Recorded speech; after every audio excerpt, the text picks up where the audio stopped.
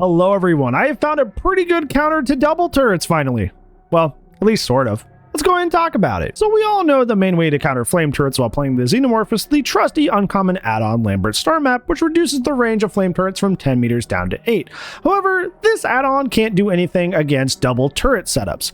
Double turret setups, if you're not in the know, are when survivors put two turrets fairly close to each other, creating a consistent stream of flame that the Xenomorph quite literally does not have enough time to break in time before they lose their power. However, this new add-on combo can actually stop some double turret setups. That combo being Light Wand and Emergency Helmet. Whenever you exit a control station, the flame turrets go on a downtime for 2.5 seconds before turning back on. The Light Wand add-on extends this by 3 seconds, bringing it up to 5.5 seconds. This means that even if the survivors have placed a double turret setup, they might not even turn on by the time you've approached them, allowing you to break them before they even activate, which is pretty cool. However, sometimes the flame turrets will be simply too far away and they will turn back on before the downtime is over. This is where Emergency Helmet comes in. Emergency Helmet increases your resistance to the flames by 15%. This allows you to withstand the flames a little bit better, buying you crucial seconds to be able to potentially do away with a double turret setup. Well, let's not leave you without a full build now. Let's talk about perks that synergize really well with this add-on setup. First, we have the Houndmaster teachable Jagged Compass, which has two effects. First, whenever a survivor is unhooked from a normal hook, it becomes a Scourge Hook, which is helpful for those bad RNG times when you bring a Scourge Hook in and all your Scourge Hooks are in one corner of the map. However, the main reason that we're using it is for the second effect, which is whenever you hook somebody on a Scourge Hook, the most progressed generator is highlighted in yellow. This will show us which gen we should go to after hooking someone, and survivors often put their turrets near gens they are working on, so you will be amply prepared to deal with them. To get the most out of Jagged Compass, we're going to be using the Artist Teachable Scourge Hook Pain Resonance and the first teachable Turn Back the Clock. So when you hook someone for the first time on a Scourge Hook, Pain Res will do 20% flat damage to the most progressed generator. Jagged Compass shows you which gen that hit because they'll be highlighted in yellow.